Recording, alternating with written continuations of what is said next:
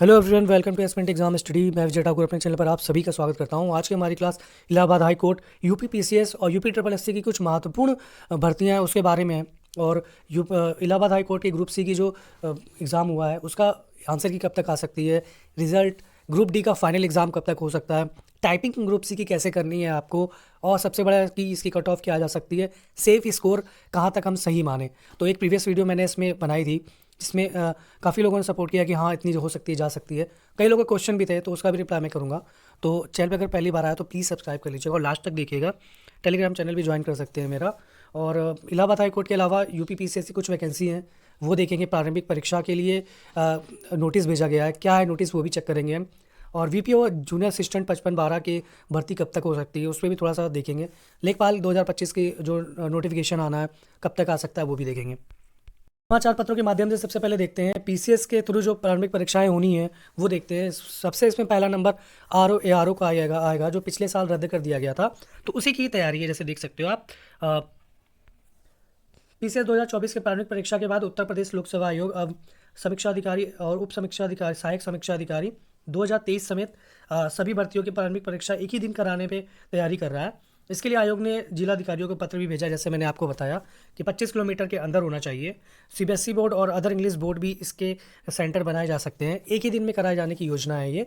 और पहले अभी बीच में, क्योंकि इसलिए कह रहा हूँ क्योंकि बीच में आया था कि 2 दिन कराएंगे ज़्यादा बच्चे होंगे, तो बच्चों ने नॉर्मलाइजेशन को लेके इस पे क्वेश्चन उठाया था और जो कि बिल्कुल सही था। नॉर्मलाइजेशन सही चीज़ नहीं है। उसके बाद सहमति पत्र भी जरूरी होगा, जैसे आप देख सकते हो 25 किलोमीटर के अंदर होना चाहिए। और प्रारंभिक परीक्षा के लिए जैसे यहाँ देखिए आप 25 किलोमीटर की दूरी तक राजकीय माध्यमिक विद्यालय, डिग्री कॉलेज, केंद्रीय विश्वविद्यालय, पॉलिटेक्निक, राजकीय इंजीनियरिंग कॉलेज के साथ साथ दूसरे स्कूल भी देखे जाएंगे इंग्लिश मीडियम के। 384 बैठने की व्यवस्था होनी चाहिए, ऐसा सेंटर बोला गया है। और जो केंद्र है 25 किलोमीटर के अंदर होगा। देख लीजिए यूपी पीसीएस परीक्षा के लिए सीबीएसई और अदर इंग्लिश बोर्ड भी इसमें रखे गए हैं केंद्र के सेंटर के लिस्ट में, तो वो रखे जाएंगे। और क्योंकि इंग्लिश बोर्ड मीडियम के जो स्कूल होते हैं तो वो थोड़े से बड़े होते हैं और उसमें चीज़ें जो सिक्योरिटी पर्पस है उस पर आराम से बैठाए जा सकते हैं। ऐसा नहीं कि दूसरे खराब हैं, दूसरे भी बेस्ट हैं, लेकिन एग्ज़ाम कराने के लिए उन्हें इंग्लिश बोर्ड ज़्यादा सही लग रहा है। तो ये है, चलिए दूसरे भर्ती देखते हैं।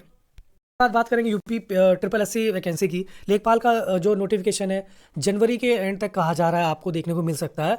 और मैंने इस पर प्रीवियस 2 वीडियो बनाई है, वहाँ देख लीजिएगा आप। पूरी इन्फॉर्मेशन मैंने दी है सिलेबस को लेके। सिलेबस अभी देखिए ऑफिशियली चेंज करके नहीं आया है। मैंने वहाँ पे संभावनाएं भी बताई थी कि अगर इसमें सिलेबस में चेंज होता है तो उसमें क्या क्या ऐड हो सकता है। तो जब तक नोटिफिकेशन नहीं आएगा इस पर सिर्फ क्वेश्चन मार्क है कि बदल गया है कि या बदलेगा। तो ऑफिशियल नोटिफिकेशन के बाद ही पता चलेगा कि सिलेबस वाकई बदला गया है क्या।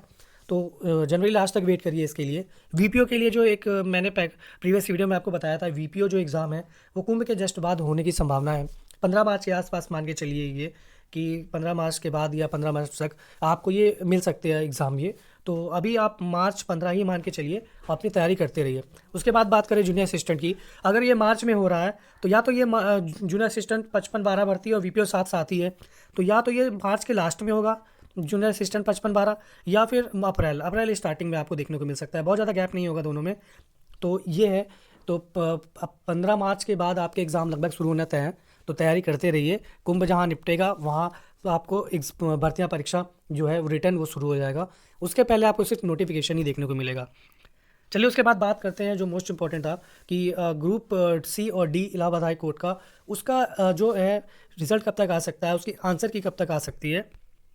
कट ऑफ मैंने पहले भी बताया आपको, प्रीवियस वीडियो में आप देख लीजिएगा। कट ऑफ से सारी चीज़ें मैंने इसमें बताई थी आपको। सेफ स्कोर इसमें बार बार पूछा जाता है, सर सेफ स्कोर हम कहाँ तक सेफ हैं अगर मेरे इसमें नंबर हो। तो देखिए जूनियर असिस्टेंट की बात करूँ तो सिर्फ सेफ स्कोर बता रहा हूँ, वो ओबीसी और जनरल और ईडब्ल्यूएस के लिए जो रहता है।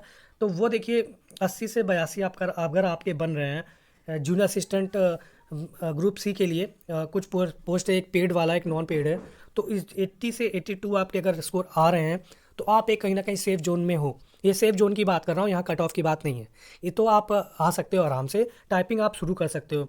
उसके बाद ग्रुप डी की बात करें तो ग्रुप डी के बारे में कम से कम 84 प्लस आपके होने चाहिए, तब आप एक सेफ जोन में आओगे।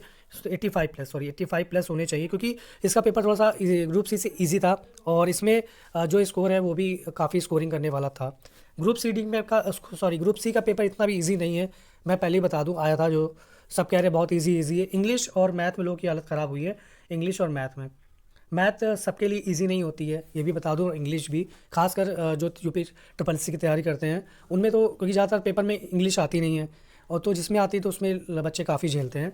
तो मैथ का पेपर थोड़ा सा टफ था, बहुत ज़्यादा नहीं, जिनको आती है उनके लिए तो कुछ भी टफ नहीं होता, लेकिन जो सामान्य है उनकी नज़र से भी देखिए, सोचिए कि अगर इसमें मैथ में मिनिमम आप 18 मान लो या 20 मान लो, और इंग्लिश में 15-16 ही बन रहे थे लोगों के, मिनिमम की बात कर रहा हूँ, बाकी तो मैक्सिमम तो लोगों के 25 में 25 आते हैं। तो ये है आपका। उसके बाद पूछ रहे थे कि कब तक आपकी इसके आंसर की आ सकती है, तो देखिए इसकी आंसर की आपको 1 से 5-6 दिन के अंदर दिख जाएगी।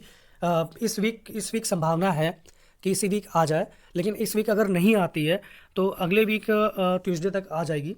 आप ट्यूसडे के फिलहाल संडे ही मान के चलिए कि ये संडे के पहले तक आ जानी चाहिए। जो कहा जा रहा है वो यही है कि इस वीक आपको इसकी आंसर की देखने को मिल सकती है, तो मिल जाएगी। और इसके बाद जो रिज़ल्ट है, देखिए जो इलाहाबाद हाई कोर्ट का प्रोसेस है ना, ये चीज़ें बहुत जल्दी जल्दी करवाते हैं, चाहे टाइपिंग हो, चाहे रिज़ल्ट हो, चाहे एग्ज़ाम हो।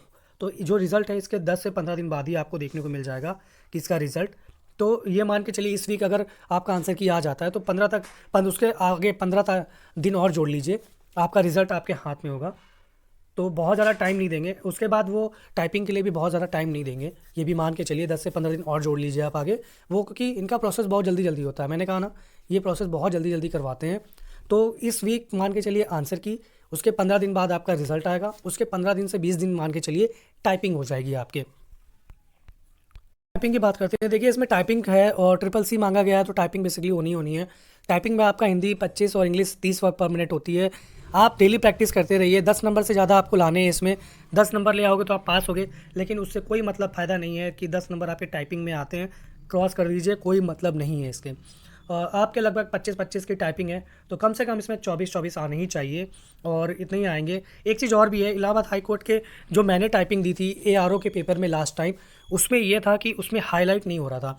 जैसे ये मैटर लिखा है ना, कई एग्ज़ाम दोगे तो यहाँ पे हाईलाइट होते रहते हैं और आप टाइपिंग करते जाओ, ये उसमें ये हाईलाइट होते ही नहीं है। आप ऐसे ही पढ़ते जाओगे, टाइपिंग करते जाओगे, कहीं भूले तो फिर वो वर्ड ढूंढिए कहाँ पे कहाँ पे। तो वो प्रैक्टिस आप अभी कर लीजिएगा कि बिना हाईलाइट वाले ही प्रैक्टिस करिएगा। हाईलाइट आ जाता है तो आपके लिए एक बेनिफिट होता है। कई बच्चे जो मैंने पिछला कट ऑफ बताया था आपको, उस पर था कि सर पेपर इतना इजी आया था फिर भी लास्ट टाइम के बराबर ही थोड़ा सा ज़्यादा कैसे जा सकती है, ये तो 85-90 होना चाहिए, 90 होना चाहिए। तो मैंने कहा था कि नहीं, इस पेपर सबसे पहली बात अटेंडेंस होती है, अटेंडेंस देखी जाएगी आपकी।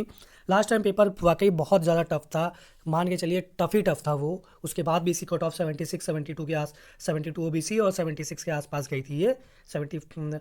और इस बार जो उम्मीद की जा रही है वो, देखिए पिछली बार पेपर भी देने वाले की संख्या भी तो देखिए, इस बार अब्सेंट होने वाले की संख्या भी ज़्यादा है, और जो पेपर दिए भी हैं उनमें कई ऐसे लोग हैं जो UPP में भी सिलेक्शन पा चुके हैं, उनका भी बहुत ज़्यादा जल्दी होने वाला है आपका चीज़ें संपन्न, तो वो उसको चॉइस करेंगे। कई लोगों को तो मैं जानता हूँ जो कि ग्रुप CD का पेपर दिए थे बट उनका UPP में सिलेक्शन हो गया। कई लोग ऐसे थे इसमें कि PPSC का पेपर दे रखे हैं, वहाँ पे टीचर उनका TR3 में नाम आ गया है, लेकिन फिर भी उन्होंने फॉर्म भरा था, तो ये BPS का पेपर देने गए थे। तो इस तरह भी देखेंगे और अभी चीज़ें घटेंगी। तो जब तक इलाहाबाद हाई कोर्ट की चीज़ें संपन्न होंगी तब तक उनकी ज्वाइनिंग हो चुकी होगी, तो फाइनली वो हट चुके होंगे वहाँ से। तो उसके बाद आपकी जो कट ऑफ है वो बिल्कुल सही चीज़ें थी, 78 के आसपास प्लस मैंने बताई थी ग्रुप सी की, जो कि OBC और जनरल के आसपास चीज़ें घूमती हैं। और 82 से 84 के आसपास आपकी ग्रुप टी की थी है। तो यही जाने की संभावना है। और दूसरे चैनल्स क्या कहते हैं क्या नहीं, आप अपना जितने चैनल देखोगे उतना दिमाग ख़राब करोगे। आप अपनी चीज़ें करते चलिए, आपने स्कोर कर लिया है सेफ स्कोर जो मैंने बताया उसके आसपास, आप निश्चिंत रहिए, अपनी टाइपिंग करते रहिए। बाकी की इधर उधर अगर आप हर दिन वीडियोस देखोगे कहीं दूसरे का जाके वगैरह, तो ज़्यादातर पे तो 90 प्लस चल रहा है, 90 प्लस, आपको सदमा लग जाएगा देखते ही आप तैयारी क्या करोगे। 86 प्लस, तो 86-90 प्लस करके आप वो अपनी कट ऑफ बता रहे हैं, तो आपका उससे देख के ही सदमा लगेगा, तो टाइपिंग होगी ही नहीं, पता नहीं पास होंगे कि नहीं होंगे। एक पॉजिटिव अप्रोच से चलिए, अपनी टाइपिंग करते रहिए। ग्रुप सी में 82 के आसपास बन रहे हैं, सेफ़ हो, टाइपिंग करते रहिए। और भी जो बाकी कैटेगरी हैं 78 76 बन रहे हैं, तो वो भी सेफ़ हो, अपनी टाइपिंग करते रहिए। ग्रुप डी की बात करें तो 84+ होने चाहिए आपके, और किसी भी कैटेगरी से हो तो सीधे बोल रहा हूँ मैं, तो आप अपनी क्या कहते हैं सेकंड स्टेज की तैयारी कर सकते हो। ग्रुप डी के लिए जो सेकंड स्टेज है वो भी आपको 1 महीने के अंदर मिल जाएगा। जैसे ही आंसर की आती है उसके 1 महीने मान के चलिए वो ग्रुप डी के कुछ ना कुछ नोटिफिकेशन आपका नोटिस निकाल देंगे ग्रुप डी के सेकंड और फाइनल एग्ज़ाम के लिए। तो अपनी तैयारी करते रहिए। ये इलाहाबाद सीडी से रिलेटेड चीज़ें थी। ग्रुप जूनियर असिस्टेंट और ग्रुप डी के लिए चीज़ें थी जो जैसा कि मैंने आपको बताया। और उसके बाद आप देख सकते हो वाली वीडियो पे जाके आप पूरी चीज़ें चेक कर सकते हो। मैंने काफ़ी इस पर डिटेल बताई थी आपको। इलाहाबाद हाई कोर्ट से एक परीक्षा होती है R O A R O के लिए। आर ओ के लिए तो काफ़ी चीज़ें हो जाती हैं क्योंकि उसमें वो लेवल और बाकी चीज़ें भी मांग ली जाती हैं। तो ए आर ओ के लिए आप 100% भरोगे, जो भी नॉर्मल हैं और ट्रिपल सी जिनके पास है तो वो 100% भरोगे।